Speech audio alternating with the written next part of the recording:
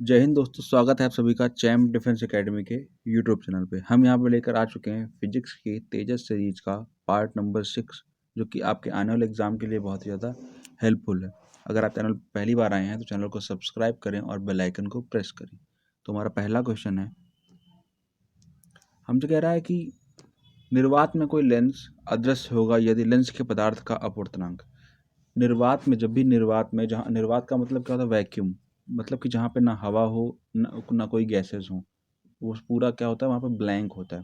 ठीक है, तो वहाँ पे कोई लेंस हम ले जा रहे हैं, तो अगर वो अदृश्य मतलब वो गायब, वो दिखे ही ना, तो उसके लिए जो लेंस का जो अपवर्तनांक होता है वो 1 होता है। ठीक है, हमारा आंसर क्या हो जाएगा? सी नंबर राइट आंसर हो जाएगा। चलिए नेक्स्ट क्वेश्चन चलते हैं। निम्न में से कौन सा कारण प्रकाश का विवर्तन तथा व्यतिकरण तथा विवर्तन बताता है? तो जो विवर्तन और जो व्यतिकरण है, ये प्रकाश की तरंग प्रकृति को सिद्ध करता है। ये एयरफोर्स का बहुत ज़्यादा रिपीटेड क्वेश्चन है कि पूछता है, कभी कभी अलग करके पूछ लेता है कि व्यतिकरण हमें बताता है, फिर विवर्तन हमें बताता है, कभी कभी दोनों साथ में पूछ लेता है, व्यतिकरण या विवर्तन हमें बताता है। तो वो हमेशा क्या, तरंग प्रकृति को सिद्ध करता है। इसलिए option number B right answer हो जाएगा। चलिए नेक्स्ट क्वेश्चन चलते हैं। कौन सी घटना ध्वनि तरंगों में नहीं हो सकती? ठीक है, ध्वनि तरंगों में ध्वनि का परावर्तन होता है, ध्वनि का विवर्तन भी होता है और ध्वनि का व्यतिकरण भी होता है, लेकिन ध्वनि का ध्रुवण नहीं होता है। ध्रुवण हमेशा किसका होता है? ध्रुवण हमेशा प्रकाश का होता है। ध्रुवण हमेशा अनुप्रस्थ तरंगों का होता है। अनुप्रस्थ तरंग मतलब विद्युत चुम्बकीय तरंगों जो होती हैं, जो प्रकाश आता है उसी उसी का जो होता है, उसी का ध्रुवण होता है। ठीक है, तो option number D right answer हो जाएगा। चलिए नेक्स्ट क्वेश्चन चलते हैं। हेनरी के तुल्य संप्रेरकत्व का मात्रक होता है। तो इसका हेनरी मतलब, हेनरी क्या होता है? संप्रेरकत्व का मात्रक होता है। ठीक है, तो जब हम इसका एक फॉर्मूला होता है, हमने पढ़ा है, E is equal to L D I upon में डी टी। ठीक है, तो यहाँ पे एल क्या है? एल हमारा क्या है? एल हमारा प्रेरकत्व है। ठीक है, तो इसी का हमको फॉर्मूला निकालना है। तो इसको अगर हम एल को बाहर ले लेंगे, एल इज इक्वल टू हो जाएगा, इससे इसका गुणा हो जाएगा, तो हो जाएगा डी टी और इंटू में ई और अपॉन में डी आई। तो इसका मतलब इसका आंसर क्या हो जाएगा? ई मतलब वोल्ट, वोल्ट वोल्ट इसमें भी दिया है, इसमें भी दिया है, उसमें दिया है। और क्या क्या है? D T, D T T मतलब क्या होता है? टाइम। तो volt into second, volt into second यहाँ पे दिया हुआ है, और अपॉन में क्या है? एम्पियर। तो वोल्ट इंटू सेकेंड अपॉन में एम्पियर। ए नंबर का रहेगा, ये राइट आंसर हो जाएगा। चलिए नेक्स्ट क्वेश्चन चलते हैं। लेंज का नियम किस भौतिक राशि का संरक्षण करता है? ठीक है, जो लेंज का नियम होता है वो हमेशा ऊर्जा संरक्षण करता है। ये भी एयरफोर्स का बहुत ज़्यादा रिपीटेड क्वेश्चन है कि जो लेंज का नियम है वो ऊर्जा संरक्षण को व्यक्त करता है। चलिए नेक्स्ट क्वेश्चन चलते हैं। ट्रांसफार्मर ट्रांसफार्मर प्रयुक्त होते हैं। ठीक है, ट्रांसफार्मर का जो काम होता है वो काम होता है कि एसी वोल्टेज को ऊंचा व नीचा करता है। आपने देखा होगा हमारे गांव या गांव के बाहर लगा हुआ होता है, तो जैसे कभी ज़्यादा करंट आ गई, ज़्यादा वोल्टेज की करंट आ गई, इसको कम करके, मतलब कि वो 220 वोल्ट पर ही भेजता है। अगर कम आते इसको इंक्रीज़ करके भेजता है, मतलब उसको 220 वोल्ट पर मेंटेन करता रहता है जो ट्रांसफार्मर होता है। इसलिए जो एसी का जो वोल्टेज को ऊंचा नीचा करता है। ठीक है, चलिए नेक्स्ट क्वेश्चन चलते हैं। नेक्स्ट हम कह रहे हैं, समांतर प्लेट संधारित्र की धारिता निर्भर नहीं करती। तो समांतर प्लेट संधारित्र की धारिता का जो फॉर्मूला होता है वो C इज इक्वल टू होता है एप्सिलॉन नॉट ए अपॉन में डी। ठीक है, ये फॉर्मूला होता है। ठीक है, तो प्लेटों के बीच के क्षेत्रफल पर डिपेंड करता है, ये क्षेत्रफल एरिया पर डिपेंड करता है। ठीक है, और यहाँ परावर्तनांक के भी होता है, एप्सिलॉन नॉट ए के अपॉन डी। ठीक है, तो प्लेटों के बीच माध्यम पर भी डिपेंड करता है। देखो ये के जो होता है ये प्लेटों के बीच माध्यम होता है, वहाँ पर निर्वात है या कोई पदार्थ रखा हुआ है या कोई धातु की पत्ती रखी हुई है। ठीक है, और प्लेटों के बीच की दूरी पर भी डिपेंड करता है, डी देखो। तो ये किस पर डिपेंड नहीं करता है? जो समांतर प्लेट संधारित्र की धारिता होती है वो जो प्लेटों की धातु होती है उस पर डिपेंड नहीं करता है। इसका राइट आंसर क्या हो जाएगा? डी। ठीक है, चलिए नेक्स्ट चलते हैं। किसी द्रव की 27 एकसमान बूंदों में प्रत्येक वी विभव तक आवेशित है। यदि ये बूंदें मिलकर एक बड़ी बूंद बनाएं तो बड़ी बूंद का विभव। ठीक है, इस पे अगर आप इसको लॉन्ग मेथड से करें तो काफ़ी लंबा हो जाता है, और एयरफोर्स का बहुत ही ज़्यादा रिपीटेड क्वेश्चन है। हर बार air force navy NDA coast guard सबके एग्जाम में आता है। तो इसका एक फॉर्मूला होता है कि कैपिटल वी यानी कि बड़ी बूंद का जो विभव होगा वो छोटी बूंदों की संख्या की पावर 2/3 और स्मॉल v छोटी बूंद का, ठीक है। तो यानी कि बड़ी बूंद का जो विभव होता है वो छोटी बूंद जितनी संख्या होती है उसका 2/3 और छोटी बूंद का विभव, ठीक है। तो हमको यहाँ पे n बराबर क्या 27 बूंदें हमको दी हुई हैं, ठीक है। तो 27 की पावर 2/3 और इंटू में v, ठीक है। अब यहाँ पे हम ये हो जाएगा 3 का क्यूब इंटू स्क्वायर अपॉन में 2/3 है, तो ये 3 से 3 कट जाएगा, तो 3 का स्क्वायर क्या होता है 9, तो आंसर क्या हो जाएगा 9v, ठीक है। यही आंसर हो जाएगा। चलिए नेक्स्ट क्वेश्चन चलते हैं। आर त्रिज्या के विलगित गोली चालक की धारिता समानुपाती होती है। तो जो विलगित गोली चालक की जो गोली चालक होता है उसकी धारिता क्या होती है, C = होती है 4πε0 r, ठीक है। ये कैपिटल आर लिख लीजिए यहाँ पे, ठीक है। यहाँ पे कैपिटल आर लिख लीजिए, ये कैपिटल आर। तो इसका मतलब क्या है, C जो है वो डायरेक्टली प्रोपोर्शनल किसके है, कैपिटल आर के। इसका मतलब राइट आंसर क्या हो जाएगा, आंसर डी हो जाएगा, ठीक है। चलिए नेक्स्ट क्वेश्चन चलते हैं।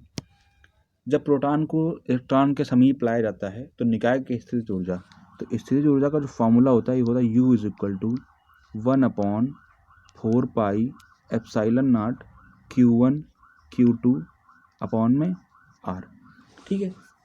तो हमने मान लिया कि कोई आवेश है, ये मान लो एक माइनस का Q आवेश Q1 आवेश है और ये यहाँ पे रखा हुआ है Q2 आवेश रखा हुआ है, ठीक है। और इसके बीच की दूरी क्या मान लीजिए R है, ठीक है। इसमें कह रहा है एक प्रोटॉन और इलेक्ट्रॉन है, ठीक है। तो यहाँ पे देखिए कि जब हम Q1 रखेंगे प्रोटॉन का, तो यहाँ पे Q2 रखेंगे इलेक्ट्रॉन का, तो इसका मतलब क्या हो जाएगा माइनस का हो जाएगा यहाँ पे, क्योंकि यहाँ माइनस और ये प्लस, क्योंकि ये माइनस का है और ये प्लस का है, इसका मतलब यहाँ पे क्या रहेगा माइनस। तो U में जो आंसर आएगा वो माइनस का आएगा, ठीक है।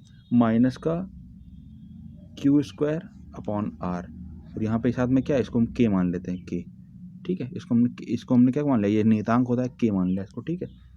तो ये माइनस का Q आवेश था और ये माइनस का ये प्लस का Q, यानी कि ये प्रोटॉन है और ये इलेक्ट्रॉन है, तो दोनों का जब गुणा करेंगे तो माइनस का Q² हो जाएगा। तो इसका मतलब क्या हो रहा है, यहाँ पे माइनस आ रहा है आगे, आगे जब माइनस आ रहा है और इसमें कह रहा है कि समीप लाया जा रहा है, तो जब समीप लाएंगे इन दोनों को, जब हम दोनों जो आवेश हैं हमारे प्लस Q और माइनस Q, यानी कि एक इलेक्ट्रॉन का है एक प्रोटॉन का है, जब इनको हम दोनों को पास में लाएंगे तो इनके बीच की दूरी घटेगी, तो इसका मतलब यहाँ पे ये इन्वर्सली प्रोपोर्शनल है, U जो है वो इन्वर्सली प्रोपोर्शनल है 1/r के। तो इसका मतलब कि अगर दूरी कम कर रहे हैं तो U बढ़ेगा, लेकिन U यहाँ पे क्या है माइनस का है, U का जो क्या रहा। और जब भी कभी माइनस में कोई वैल्यू बढ़ती है इसका मतलब वो घट रहा है, क्योंकि अगर माइनस का 2 लिखा है और माइनस का 1 लिखा है, तो जो माइनस का 1 है वो बड़ा है और माइनस का 2 क्या है वो छोटा है। इसका मतलब कि जितनी दूरी है, जितना उसको हम पास लाते जाएंगे इतनी ऊर्जा उतनी ज़्यादा घटती जाएगी, क्योंकि अगर हम पास लाएंगे तो दूरी घटेगी, दूरी घटने का मतलब ये इन्वर्सली प्रोपोर्शनल है, इन्वर्सली प्रोपोर्शनल है तो मतलब U बढ़ेगा, और U बढ़ेगा, U लेकिन माइनस का है, तो माइनस का इसका मतलब क्या हो जाएगा घटेगा। तो इसका मतलब कि जब दो प्रोटॉन और इलेक्ट्रॉन को समीप लाया जाएगा तो उसकी जो स्थितिज ऊर्जा होती है वो घटती है। अगर यहाँ पे सेम नेचर के अगर आवेश होते माइनस 2 इलेक्ट्रॉन होते या फिर 2 प्रोटॉन होते, माइनस माइनस होता है या प्लस प्लस होता, तो दोनों का यहाँ पे गुणा क्या आता है, यहाँ पे दोनों का गुणा क्या आता है, यहाँ पे दोनों का गुणा प्लस पे आता, और जब प्लस पे आता तो यहाँ पे और हम समीप ला रहे हैं, जब दोनों के बीच की दूरी को हम कम करते तो इसका मतलब वहाँ पे क्या होता है U बढ़ जाता है। तो इसका मतलब ये है कि जब हम सेम चार्ज के जब आवेशों को पास लाएंगे तो इसकी ऊर्जा बढ़ेगी, लेकिन जब अपोजिट नेचर के मतलब एक प्लस है और एक माइनस है, तो जब दोनों को पास में लाएंगे और दोनों में क्या होता है Q1 Q2 होता है, तो दोनों का जब गुणा होगा तो गुणा क्या होता है माइनस में आता है, ठीक है। और जब पास ला रहे हैं, पास लाने के बाद दूरी घटेगी तो U बढ़ेगा, लेकिन U कहाँ में आएगा माइनस में आएगा। तो जब कोई वैल्यू माइनस में बढ़ती है इसका मतलब वो क्या हो रहा है वैल्यू घट रही है, ठीक है। तो इसका आंसर क्या हो जाएगा, ए नंबर आंसर हो जाएगा। चलिए नेक्स्ट क्वेश्चन चलते हैं। एक बंद पृष्ठ के भीतर n विद्युत ध्रुव स्थित हैं, बंद पृष्ठ से निर्गत कुल विद्युत फ्लक्स। तो आपने कभी गाउस थ्योरम पढ़ी होगी। गाउस थ्योरम का मतलब क्या होता है कि विद्युत फ्लक्स फाई = क्या होता है सिग्मा क्यू, मतलब टोटल चार्ज और अपॉन में क्या होता है एप्सिलॉन नॉट, ठीक है। ये हमने क्या फार्मूला जो है पढ़ रखा है, ठीक है। टोटल चार्ज का मतलब क्या हो जाएगा, जैसे मान लो 10 चार्ज हैं, 10 जो है मान लो जैसे 2 कूलाम के रखे हैं 10, तो 5 टोटल चार्ज कितना हो जाएगा 5 दूनी 10, ठीक है। 10 कूलाम हो जाएगा। लेकिन यहाँ पे क्या है वैद्युत द्विध्रुव रखे हैं, वैद्युत द्विध्रुव में हमको पता है कि एक जो होता है प्लस का आवेश होता है और एक क्या होता है वो माइनस का आवेश होता है, ठीक है। लेकिन अब जब हम पूरा जब ऐड करेंगे, जब टोटल चार्ज निकालेंगे तो प्लस वाला माइनस को काट देगा। अब चाहे उसमें हम 100 दूर रख दें या 1000 रख दें, दोनों एक दूसरे को प्लस आवेश है और माइनस आवेश दोनों एक दूसरे को काट देंगे। तो जो फ्लक्स निकलेगा, जो विद्युत फ्लक्स निकलेगा, कुल निर्गत विद्युत फ्लक्स, वो क्या हो जाएगा, 0 हो जाएगा। क्योंकि यहाँ पर सिग्मा जब हम टोटल चार्ज निकालेंगे कितना है, तो सब में चाहे आप 100 रख दें विद्युत ध्रुव या 1000 रख दें, 1,00,000 रख दें, ठीक है, सब एक दूसरे को काट देंगे, प्लस माइनस सब में होता है, ठीक है। इसका मतलब टोटल चार्ज क्या रहेगा, 0। टोटल चार्ज 0 होने का मतलब क्या हो जाएगा, विद्युत फ्लक्स क्या हो जाएगा, 0 हो जाएगा, ठीक है। चलिए इसका आंसर क्या हो जाएगा, डी। चलिए नेक्स्ट क्वेश्चन चलते हैं। नेक्स्ट क्वेश्चन हमसे कह रहा है कि एक इलेक्ट्रॉन जिस पर आवेश ई तथा द्रव्यमान m है, एक समान विद्युत क्षेत्र ई में गतिमान है, इसका त्वरण क्या होगा, ठीक है। तो हमको पता है कि F इज इक्वल टू क्या होता है, m है, ठीक है। F इज इक्वल टू क्या होता है, m है, ठीक है। इतना हो गया। और इसके बाद में हमको पता है कि E इज इक्वल टू क्या होता है, F अपॉन क्यू नॉट। ई बराबर F अपॉन क्यू होता है, ठीक है। ये होता है, इतना होता है, ठीक है। तो F की जो वैल्यू होगी, जो F की, और यहाँ पे इलेक्ट्रॉन है तो इलेक्ट्रॉन का जो चार्ज होता है वो क्या होता है, ई होता है। तो यहाँ पे क्या हो जाएगा, स्मॉल ई रख देंगे चार्ज, ठीक है। तो अब हम यहाँ पे क्या करेंगे, अब यहाँ पे हमको कह रहा है कि हमको त्वरण पूछ रहा है, तो त्वरण का मतलब यहाँ पे क्या हो जाएगा, ए इज इक्वल टू क्या हो जाएगा, ये नीचे आ जाएगा, तो क्या हो जाएगा, F अपॉन में m, ठीक है। अब हम यहाँ पे क्या कर देंगे, अब हम यहाँ पे वैल्यू पुट कर देंगे। वैल्यू पुट करने का मतलब क्या हो जाएगा, ए इज इक्वल टू, एफ की वैल्यू यहाँ पे कितनी है, यहाँ पे हम निकालेंगे एफ इज इक्वल टू क्या हो जाएगा, कैपिटल ई और स्मॉल ई, ठीक है, यही हो जाएगा एफ इज इक्वल टू। तो यहाँ पे हम रख देंगे कैपिटल ई इंटू स्मॉल ई और अपॉन में एम, ठीक है। ये यहाँ पे स्मॉल ई है, ठीक है। तो इसका मतलब यहाँ पे क्या हो जाएगा, ई अपॉन एम। ये सी नंबर राइट आंसर हो जाएगा। ये बहुत ही ज़्यादा इंपॉर्टेंट क्वेश्चन है। चलिए नेक्स्ट क्वेश्चन चलते हैं। दो आवेशों Q1 तथा Q2 के बीच लगने वाला कूलाम बल F is equal to A Q1 Q2 upon R square. यहाँ पे ए का मतलब क्या हो जाएगा, नियतांक 1/4πε0 होता है, ये वही लिखा हुआ है, ठीक है। तो अब हम यहाँ पे हमसे क्या पूछ रहा है कि इसका बल केवल मात्रकों पर निर्भर करता है, आवेशों के बीच माध्यम पर निर्भर करता है और उपरोक्त दोनों पर निर्भर करता है। तो इसका जो फॉर्मूला होता है, कूलाम जो बल होता है, इसका फॉर्मूला होता है 1/F इज इक्वल टू 1/4πε0 के, और यहाँ पे क्या होता है, Q1 Q2 अपॉन में क्या होता है, आर स्क्वायर, ठीक है। ये हमारा क्या होता है, ये फॉर्मूला होता है, ठीक है। अब देखो यहाँ पे इनके मात्रकों पर डिपेंड करता है, आवेश दोनों आवेशों पर डिपेंड करेगा, उसकी दूरी पर भी डिपेंड करेगा ये, ठीक है। और ये देखो यहाँ पे उसके जो माध्यम जो होता है के, जो होता है के मतलब क्या होता है, माध्यम, बीच में दोनों आवेशों के बीच में माध्यम क्या है, पानी भरा हुआ है, पारा भरा हुआ है, मोम भरा हुआ है, ठीक है। तो इसका मतलब क्या हो जाएगा, दोनों पे डिपेंड करता है, उसके मात्रकों पर भी डिपेंड, मात्रक मतलब आवेश पे, इस पे दूरी पे, बीच की दूरी पर डिपेंड करता है, ठीक है। और उनके बीच माध्यम के पर भी डिपेंड करता है। इसका मतलब दोनों उपरोक्त दोनों सही हैं, ठीक है। चलिए नेक्स्ट क्वेश्चन चलते हैं। नेक्स्ट हमसे कह रहा है कि दो बिंदु आवेश पहले वायु में तथा फिर के परावर्तांक वाले माध्यम में उतनी ही परस्पर दूरी पर रखे जाते हैं। दोनों दशाओं में आवेशों के बीच लगने वाले बलों का अनुपात क्या होगा, ठीक है। तो पहले जब हम निर्वात में रखा हुआ है तो F इज इक्वल टू 1/4π, इसको ऐसे सॉल्व करते हैं, आसान रहेगा, ठीक है। ऐसे करते हैं, पहले F1 ले लें हमने। F1 क्या, जब निर्वात है, तो निर्वात है, इसका मतलब क्या रहेगा, 1/4πε0। और यहाँ पे के होता, तो के का मान हमारे पास क्या है, निर्वात मतलब क्या, नियतांक क्या हो जाएगा, 1 हो जाएगा, ठीक है। इसका मतलब यहाँ पे क्या हो जाएगा, Q1 Q2 अपॉन में आर स्क्वायर, और अपॉन में क्या हो जाएगा, F2, ठीक है। इसके भी अपॉन में F2, यहाँ पे क्या हो जाएगा, 1/4πε0। और यहाँ पे के हमको यहाँ पे क्या होता है, नीचे क्या होता है, के, ठीक है। और यहाँ पे क्या हो जाएगा, Q1 Q2 अपॉन में आर स्क्वायर, ठीक है। तो ये Q1 Q2 upon R square, Q1 Q2 upon R square cut जाएगा, ठीक है। 1/4πε0 कट जाएगा। तो अब हमारा लास्ट में जो निकलेगा यहाँ पे कंक्लूजन पूरा, वो निकलेगा F1 अपॉन में F2 is equal to 1/1/k, ठीक है। देखो यहाँ पे 1/1/k निकलेगा यहाँ पे, ठीक है। ये यहाँ पे ये 1/1/k निकलेगा, ठीक है। तो इसका मतलब ये k चला जाएगा ऊपर, तो आंसर क्या आ जाएगा k/1, k/1, ठीक है। यही हमारा क्या हो जाएगा, आंसर हो जाएगा। तो इसका मतलब जो हमारा राइट आंसर होगा वो हो जाएगा k/1, ये हमारा राइट आंसर होगा, ठीक है। चलिए नेक्स्ट हम चलते हैं। नेक्स्ट हमसे कह रहा है कि यदि +q +1 माइक्रोकूलम और +4 माइक्रोकूलम के दो आवेशित कण हैं, 10 सेंटीमीटर की दूरी पर रखे हुए हैं, तो उन पर लगने वाले बलों का अनुपात क्या होगा, ठीक है। मान लिया हमने एक ये प्लस का 1 माइक्रोकूलम आवेश रखा हुआ है, ठीक है, और 10 सेंटीमीटर की दूरी पर रखा हुआ है, और ये 4 माइक्रोकूलम आवेश रखा हुआ है, ठीक है। ये भी प्लस का है और ये भी प्लस का है, ठीक है।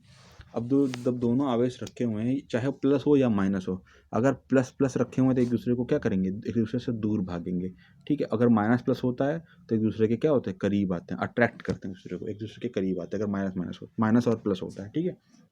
तो यहाँ पे अब हमसे क्वेश्चन कह रहा है कि इनके बीच बल कैसे कितना लगेगा। तो इनके बीच क्या होता है कि चाहे एक आवेश 1000 कूलाम का हो और एक आवेश 20,000 कूलाम का हो, चाहे वो 1,00,000 कूलाम का हो, दोनों एक दूसरे पर सेम फोर्स लगाते हैं, ठीक है। इसका मतलब क्या हो जाएगा, एक कूलाम जो एक कूलाम जो होगा वो दूर हटने के लिए जो बल लगाएगा, और 4 कूलाम माइक्रो कूलाम जो दूर हटने के लिए बल लगाएगा, दोनों सेम बल लगाएंगे, ठीक है। तो इसका मतलब राइट आंसर क्या हो जाएगा, इसका मतलब राइट आंसर क्या हो जाएगा, दोनों का रेशियो क्या आएगा, 1 आएगा, कि दोनों बल क्या है, हमारे समान है, ठीक है। तो F/F, दोनों बल हमारे पास क्या है, समान है, तो उनका जो रेशियो बलों का जो अनुपात आएगा F/F, यानी कि 1/1 आएगा, ठीक है।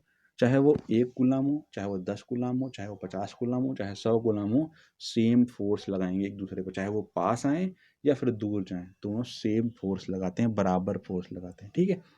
तो आज हमारे क्वेश्चन यहाँ पे फिनिश होते हुए, अगर आपको PDF चाहिए तो आप हमारे टेलीग्राम चैनल से जुड़िए, जिसका नाम है चैम्प डिफेंस एकेडमी, जिसका लिंक आपको डिस्क्रिप्शन में मिल जाएगा। और अगर आपको वीडियो पसंद आ रहा हो, आपको कंटेंट पसंद आ रहा हो, तो आप चैनल को सब्सक्राइब करें, वीडियो को लाइक करें और इसको शेयर करें। तब तक के लिए जय हिंद, जय भारत।